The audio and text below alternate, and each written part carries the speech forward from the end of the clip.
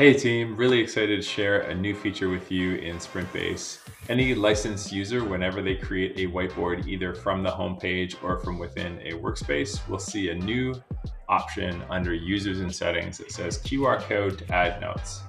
When you click on that, anyone who has access to that QR code will be taken to a page that looks like this, where they can add quite simply, yellow, green, blue, red, and or gray sticky note to the whiteboard where the QR code was generated from. So let's give this a test. Spring is here. It's going to be Dan, and you'll see it appear here.